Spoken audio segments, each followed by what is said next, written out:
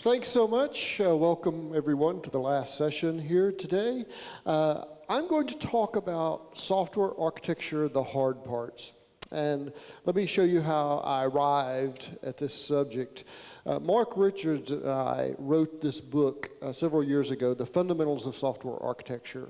And as we were writing this book, we kept finding examples that as we started digging into them, they were more and more complex and just too complicated for a fundamentals book, and so we set them aside in this pile that got bigger and bigger and bigger of really difficult problems. And in fact, at one point, Mark said, well, we should really call our next book The Hard Parts, because it's all these things that are really difficult. And when we finished the fundamentals book, we looked at this giant pile of difficult things and said, what's making those things so difficult? And the answer is in the subtitle, trade-off analysis. That's what those things had in common, is they all had significant trade-offs that you had to think about as you were looking at each of these problems that presented themselves.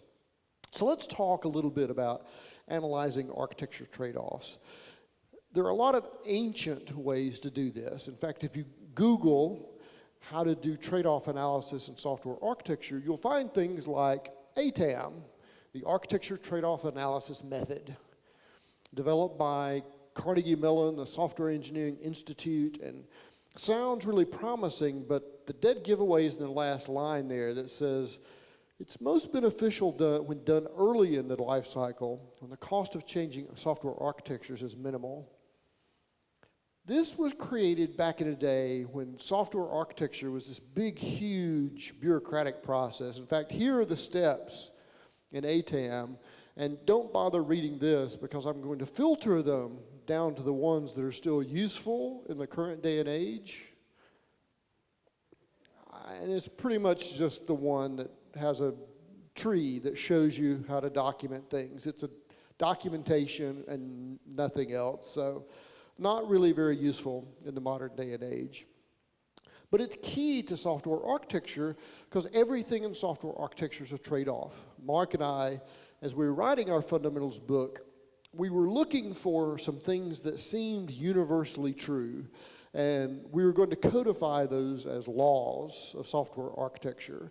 And we were hoping to find about 10 of them, and we found 2 of them. And one of them is that everything in software architecture is a trade-off. This is sort of the defining characteristic of software architecture problems.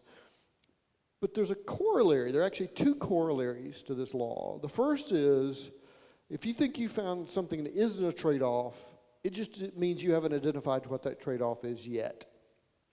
This happens all the time in software. Code reuse is a great example of one of these, because reusing code's always great, right? Because the more code we can reuse, the less we have to write, the more we can produce. So code reuse has no trade-offs, right? Well, it turns out I get a lot of people that come to me and say, we really love this idea of like microservices architectures where everything is really super decoupled so you can make really fast change and roll those things out. So really want that. But we also want a high degree of institutional reuse. We don't want to be rewriting the same stuff over and over, so that's what we want to build. And I have to be the one to break the bad news to them. Well, the way you implement reuse is by coupling. You can't have a decoupled architecture and a high degree of reuse at the same time. Reuse is a great example of this because there are 2 aspects of reuse, and everybody gets the first one right, and everybody misses the second one. The first one is abstraction. Oh, look, I could use this from a bunch of places. I could reuse this. But the second, more critical one is low volatility. Because if I'm coupled to this thing and it's changing all the time, everything that's touching it has to stop and make sure it hasn't broken me when it changed, and it's just going to drive churn in your architecture. So reuse, while it sounds like a great idea, has trade-offs. For the second edition of this book, we're adding another corollary, and you're one of the first audiences in the world to see this content from the second edition of the Fundamentals book, which is You can't avoid doing it over and over again. I would like to be able to say, you know what? We've done the big trade-off analysis between orchestration and choreography one last time, and we've decided we're always going to use choreography. Good luck. That'll work some of the times. It'll be a disaster some other times. The problem is these trade-off analyses that you do as a software architect have hundreds or thousands of variables, and they have slightly different values every time you do the trade-off analysis, so you have to keep doing it over and over again, which is annoying, but it's really good job security for those of us who are software architects, because that means the job is never going to end. We're always going to be doing trade-off analysis. But let's talk about what we're trading off here, which brings up this topic of architecture versus design. Mark and I wrote the Fundamentals of Software Architecture book, and we very purposely avoided talking about architecture versus design in that book. It's just too messy a subject. It's a subject you could write an entire book on all by itself, and it has no clear, simple answer. So we just avoided the question entirely. And then we wrote the Hard Parts book, but then with Rajiv Gandhi, we wrote Head First Software Architecture. Head First books are introductory books, and so we felt compelled, we can no longer dodge this question of what is architecture versus design. Plus, Mark and I have been asked this question for the last 7 or 8 years, ever since our Fundamentals book came out.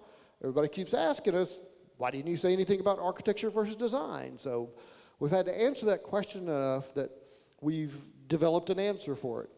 And it's this. And this is actually going to be the third law of software architecture, that there are really no nice, easy binary decisions in software architecture.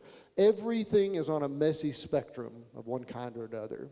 And that's what's so tricky about architecture versus design. It's not a binary, it's a spectrum.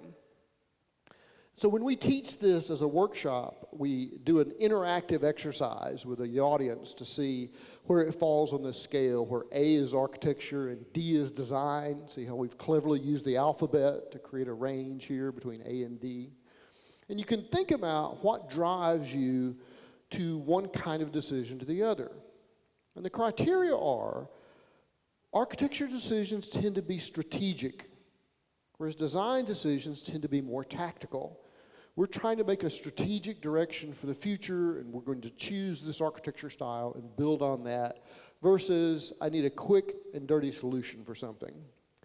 Architecture decisions tend to be high effort, both to implement and even more to change later, whereas design decisions tend to be much less effort. Architecture decisions have significant trade-offs associated with them, whereas design decisions, I don't know if any trade-offs are insignificant, but much less significant because they're easy to change later, and it's not picking a direction for the future. And strategic directions not only choose a direction, but eliminate other directions, and design decisions tend not to do that. So you can look at this scale and say, where do decisions fall on this range? And we're considering using microservices for the new system. Well, that's pretty clearly architecture. It's strategic, very high effort, hard to change later, and significant trade-offs associated with it. We need to move the cancel button to the bottom of the screen. Clearly, a design decision, tactical, low effort, insignificant trade-offs, and easy to change later. But what about this one? We're considering breaking the single payment service up into separate services, one for each payment type. Because the philosophy of microservices says everything should be single purpose. Okay, great. Are all payments single purpose, or is each type of payment single purpose? Because I could argue over drinks for either position. So you need something better than philosophy to guide your architecture. And you may take a guess at this, but I'm actually going to show you in just a minute how to do this kind of trade-off analysis when it's not obvious. We have a technique called modeling relevant business use case scenarios that will apply to exactly this problem in just a second. I want to introduce some terminology here. This actually comes originally from the Evolutionary Architectures book. And one of them is about why we can't have emergent design in architecture. One of the things that you hear in the design community is that you shouldn't design a lorry. You should instead start with a roller skate and then a unicycle and then a bicycle and then a motorcycle and then a car and then a lorry. Let the needs drive your design as you go along in this process. And this works great for the behavior of an application, because that's what you're gradually exposing over time, but it won't work for architecture. Because a roller skate and a lorry are different in almost every way in terms of the capabilities they support. Design and domain in architecture is really about the behavior of the system, and you can emerge the behavior, but architecture is about capabilities, the architecture characteristics, the ilities. That's where the ility part of software architecture characteristics come from, because they describe capabilities, and you can't emerge capabilities. You can't slowly turn a roller skate into a lorry without fundamentally redesigning it several times along the way. So that's why you can't emerge capabilities. You really require planning. So you can have an emergent design, but you need an evolutionary architecture, one that starts in a set place with trade-offs, and you can evolve it slowly over time. This also is one of the arguments you hear, that Agile means no architecture, and that's not true. It depends on how complicated the thing you're building, because architecture is about capabilities. And some projects, even if they're Agile, have sophisticated capabilities. If I'm building an auction site, I need scalability, I need elasticity, I need these capabilities. And so Agile doesn't mean no architecture. What it means is fast feedback. That's the essence of Agile, is the ability to make changes and get fast feedback. And of course, the feedback for architects are trade-offs. That's exactly what we're evaluating as we go. And so you need to build a way to evaluate trade-offs quickly. So let's look at a typical trade-off analysis in event-driven architectures. Here's the scenario.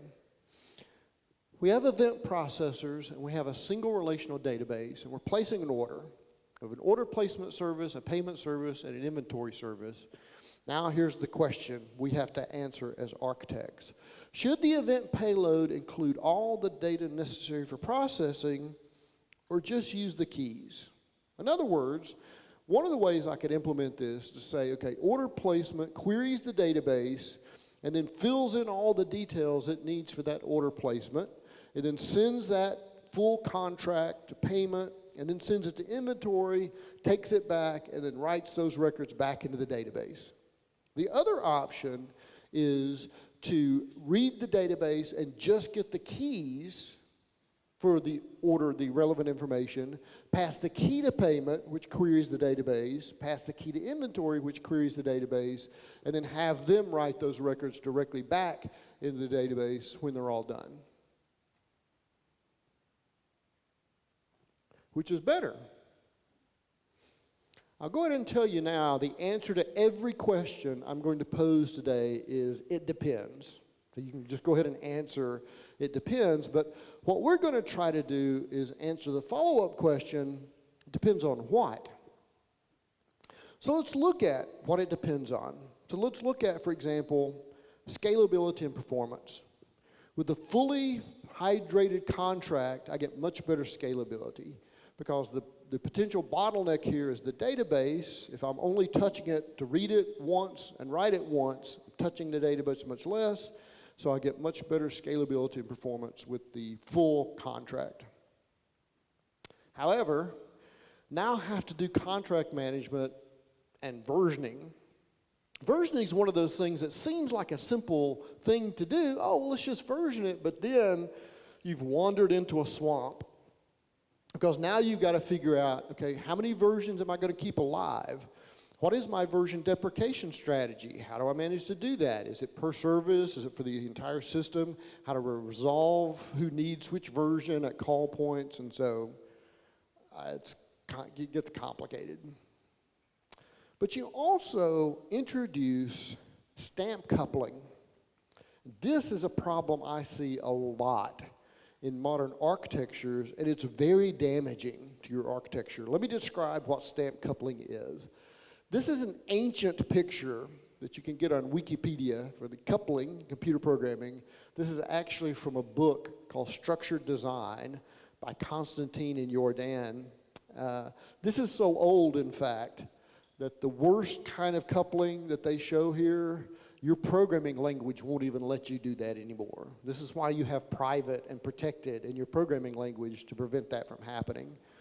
And so mostly what we do now is what they call data coupling, which is passing parameters with named methods.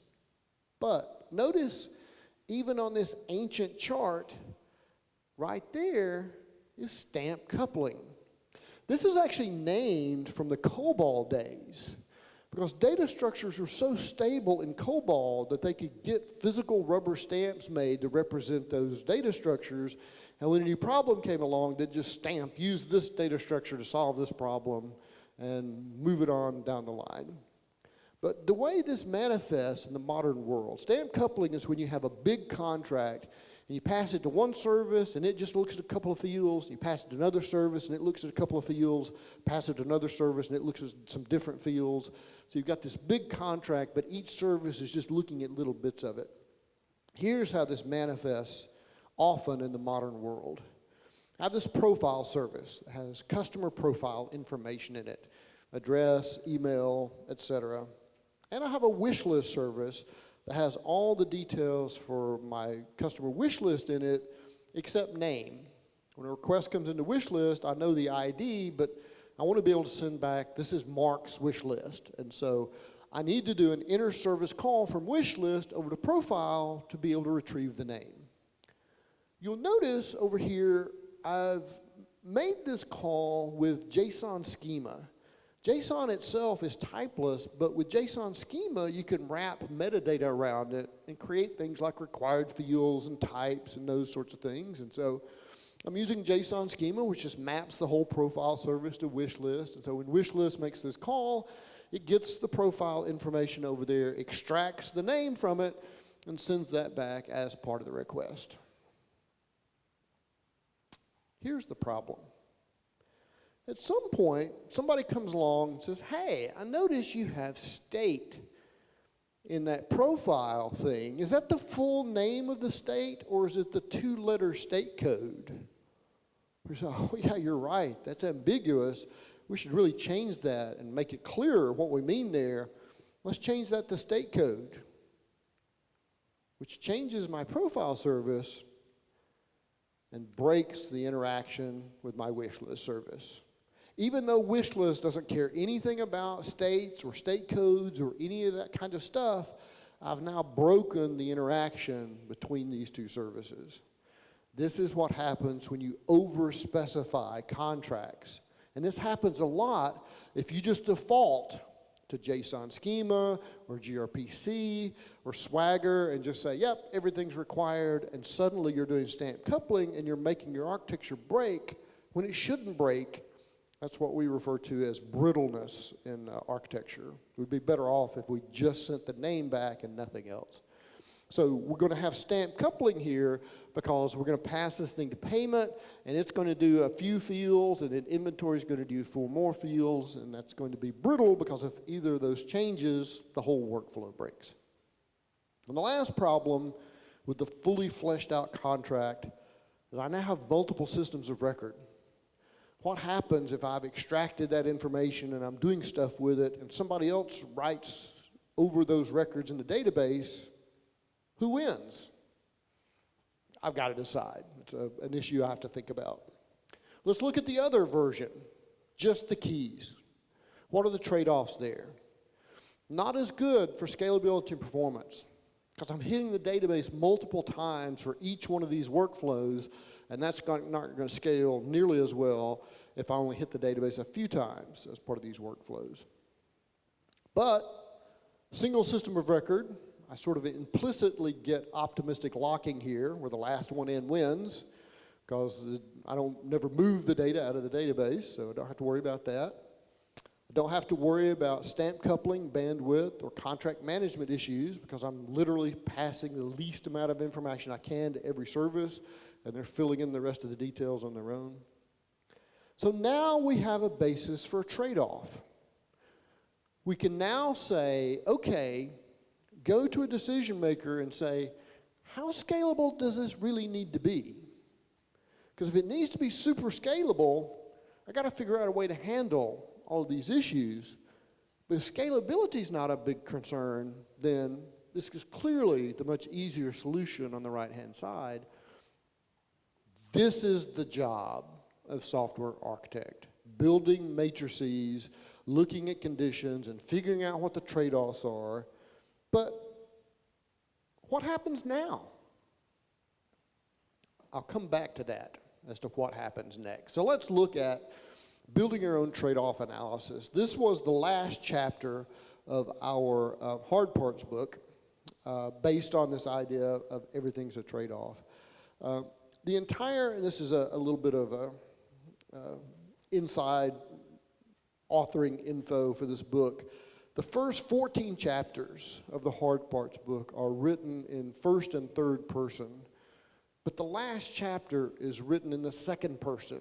We address the reader directly, because throughout the book we've been showing you all these different trade-off techniques, and in the last chapter we're putting it on you, saying, okay, now it's your turn to do trade-off analysis. And we provide you some guidelines for how to do that. But the first thing we have to think about is what happens after the trade-off analysis.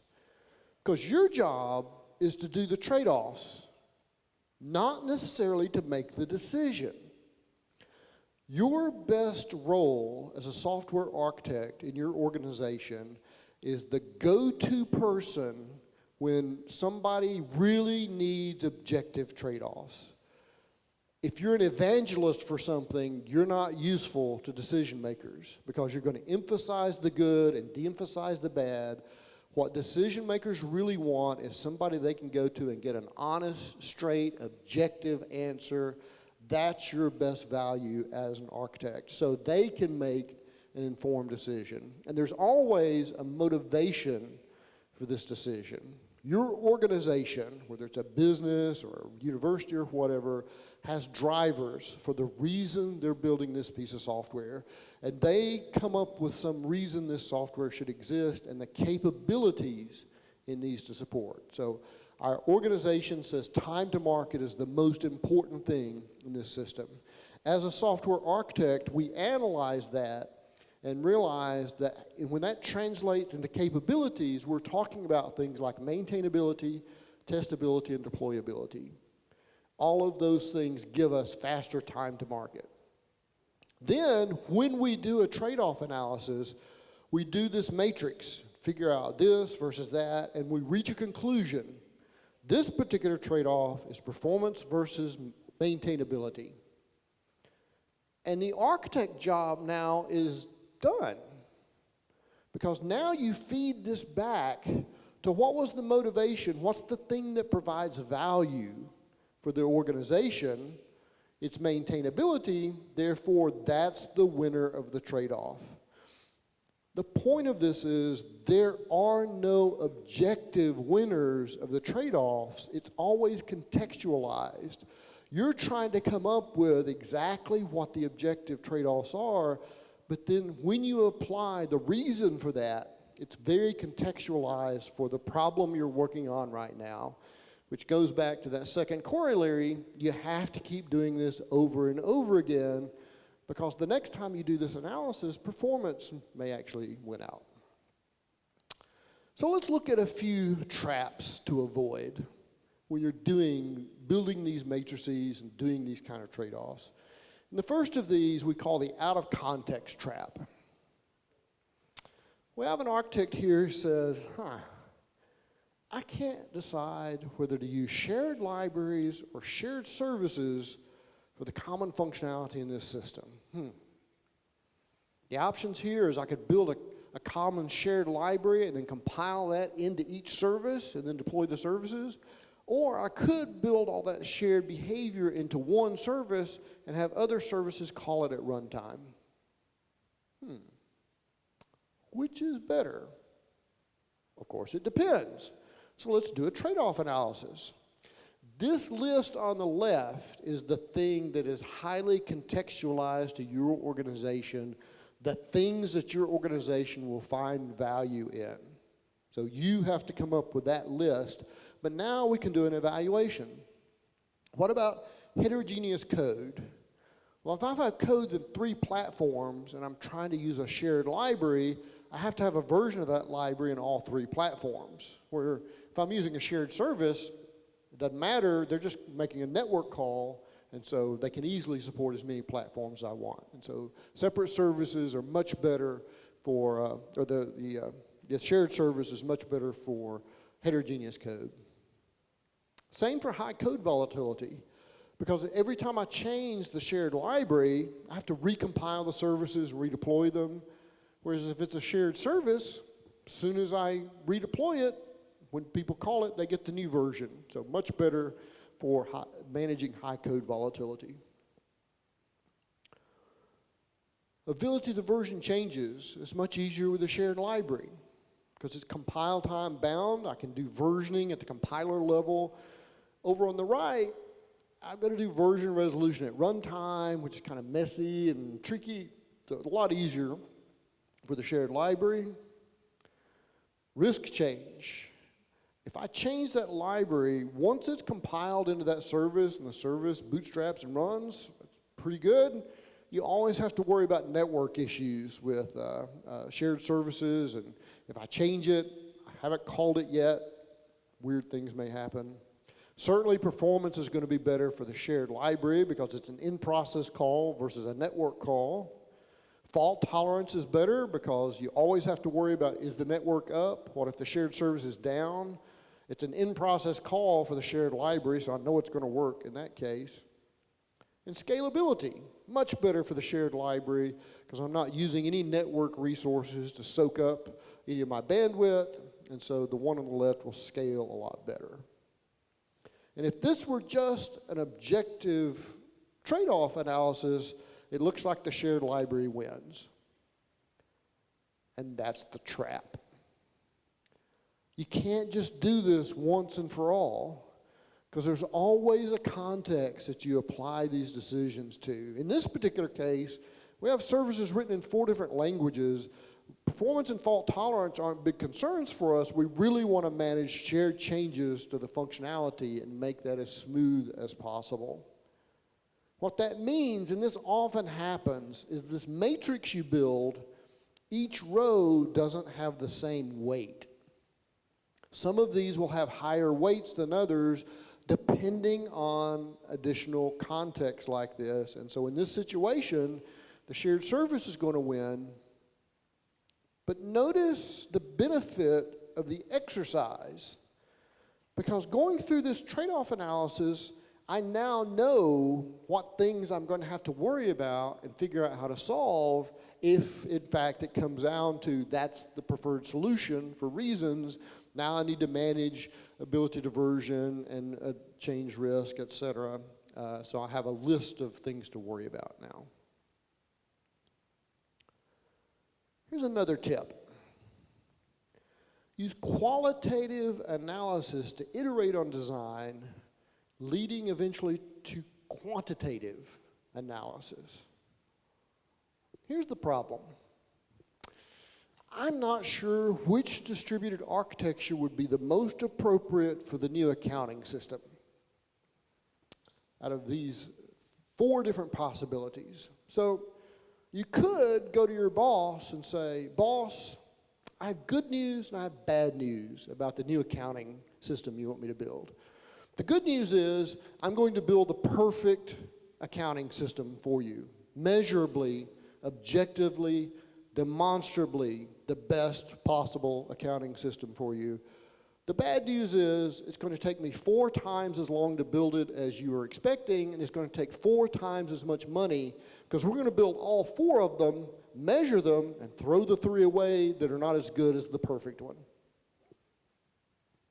That's one way to always arrive at the best solution in architecture, and if you work in that place, congratulations, you get to build a lot of really cool stuff, but none of us work in that place. How do you make decisions like this for things you haven't built yet? And you're not 100% sure about what the forces are. This is where qualitative analysis comes in. Qualitative analysis is analyzing things based on their qualities, whereas quantitative analysis is measuring based on real data. We would rather have quantitative analysis always because it's based on real things. The problem is we can't afford to build all 4 of them just to measure them and throw 3 of them away. And so we use qualitative analysis to narrow the scope. And we did this for several different things in a variety of our books. One of the things that we did in our fundamentals book is create star ratings for each of the architecture styles, where 5 stars is really good and 1 star is really bad. And this lets us compare apples to apples in terms of capabilities across these architectures and see which things these architectures do best. So you can see here the 5 stars for each of these architecture styles. We can now look at those and say, which one is going to solve my problem? This problem is about maintainability, testability, and deployability. So which one of these does better? Amongst these, it looks like microservices is the champion, and so we'll default to that one as a way to implement this workflow. Or maybe we pick 2 of them and build pieces of it and measure them, but this lets you narrow a large decision space into a much smaller decision space by evaluating them based on their qualities. I'm not sure what kind of database would be most appropriate for this new system. One of our co-authors in the Hard Parts book promotes that Agile did the same kind of qualitative analysis in that book for different databases. For relational databases, they have a really nice balance of read and write. There's a lot, it's easy to learn, there's a huge amount of information out in the world, and there's a really easy to do data modeling. Key value databases are much more read priority, and consistency is a lot more difficult here because they're optimized for different things. Document databases are also read heavy and have a similar trade-off, but much more in supporting documents versus key value stores, large documents that change. Columnar databases are extremely scalable, but suffer from consistency issues and are very write heavy. And so if you're doing a whole lot of writes and not a lot of reads, a columnar database like Cassandra or one of those would be suitable. Graph databases, of course, model things in graphs rather than in relational sets, which is really great for graph-based problems that you're doing persistence for. And finally, there's a whole family of these databases called NewSQL databases like VoltDB or NewDB or Clustrix, which is trying to achieve sort of the same kind of balance that relational databases have in terms of read and write, but much more scalable, but trading off some of that with consistency. Again, it's one of those things that you don't just always pick a relational database anymore. You need to look at what kind of problems do I have and what kind of database is going to be most suitable to solve that. And this is a way of kind of comparing them in equal ways. One more of these. I'm not sure which transactional saga to use for this new system. It turns out that there are 3 forces you have to evaluate when you evaluate these kind of transactional workflows or sagas. And Mark and I ended up modeling all 8 of them so we could do qualitative analysis on them. And here's what it looks like. The 3 settings are consistency, coordination, and communication, either atomic or eventual, orchestration or choreography, and sync and async, and we evaluated them on things like how decoupled is this architecture, how simple is it, how responsive is it, and how scalable is it. These are the characteristics that change the most as we flip these characteristics around. And now we can use this to say, well, what's the most suitable transactional workflow to use for this solution? Well, we know maintainability, testability, and deployability is the important thing here, but we don't have that on my chart. But which of these is closest to giving us that outcome? And it's simplicity. So let's start with the fairy tale saga as a way to implement this, because the simplest of these is probably going to be easier to deploy and to maintain and to test. And of course, once you've chosen one of these, you should carry on and follow up with this and actually do quantitative analysis to make sure that your qualitative analysis was correct. And that's really this idea of building architectural fitness functions as a way to validate these decisions, which is really the subject of the Building Evolutionary Architectures book. The next tip, model relevant business use case scenarios. This one's going to look familiar. Single payment or separate service. Remember, this came up earlier. Is this architecture or design? We don't know enough yet to decide, and so let's do a little further digging. So what we're going to do is model some common things we're likely to do in this system, like update credit card processing. What is that going to look like? Well, I'll update the code for credit card, which means I'll probably touch the database as well, so I need to test the whole thing. In microservices, hey, decoupling's great. Just change the credit card service, doesn't affect the other two services, so it looks like separate maintainability, testability, and deployability for the separate services is much better. What about the second scenario, which is add a new payment type? Let's say we want to support reward points. We add reward points over here, which means we've changed this monolithic code base, which means we need to test it and the other things to make sure they haven't broken. Over here, microservices are great. Just add a new reward point service, done, don't have to touch any of the others, and so extensibility, much better for the separate services. Let's do one more. Use multiple types for payment. Part with reward points, part with a credit card maybe. Single service, piece of cake. It's all in one service boundary, one database. I can do an ACID transaction and make sure all the numbers add up. Super easy on the single service. On the separate services, now I have to coordinate the workflow across all these, which means I'm going to need some coordination service to handle that. And even worse, now I have to do transactions across those databases, and you want to try to avoid that as much as possible in microservices, and so multiple types is going to be really complicated here, and I'm going to suffer from performance and data consistency problems when I do that. But which one wins? Maintainability, testability, deployability. So even though it has a bunch of headaches, this one's still going to be the winner. But again, as I said before, now we know the things that we're going to have to dig into and fix and make sure they work correctly before we can solve this problem, because our organization has chosen this prioritization, and it's up to us as architects to figure out how to meet that goal. And to come back here, what may have seemed initially like a pretty simple design decision turns out has some tricky parts to it. This is a lot closer to architecture than design because it has a lot of trade-offs, and different things in this ecosystem require you to do a bunch of different things, different solutions. So let's do one more, and this is some advice I've already given you. Avoid over-evangelizing a particular solution. We have an architect here who says you should always use publish and subscribe messaging using topics because it gives you really good extensibility, and here's what I mean by that.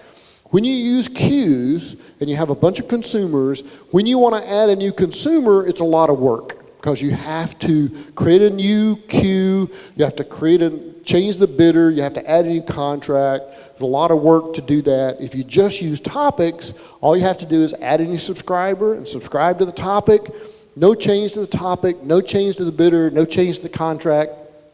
Fantastic. This is what we should always do. And all the developers are like, yes, we should default to that. That's the way we're going to solve all of our problems. Then the narrator's voice comes in and says, meanwhile, a little bit later, we can't create separate contracts for each service, and now we have stamp coupling. And now we're having to version each one of these services because now the contract's starting to drift between them and it's getting bigger and uglier and hard to maintain. Oh, we just had a security breach because everybody has uncontrolled access to the entire contract, and it turns out we're violating PII guidelines and letting people put things together they shouldn't. You know, we'd really like to auto-scale because some of these consumers are a lot busier than others, but we can't because you have to have a queue to get queue depth, and topics don't have a queue depth. And so this prevents us from doing a bunch of the stuff we'd like to do. Once again, everything in software architecture is a trade-off. Don't evangelize. Become the objective decider of trade-offs. And that's where you are the most valuable to your organization. And that's it. Thanks very much for having me. Hope you enjoyed it.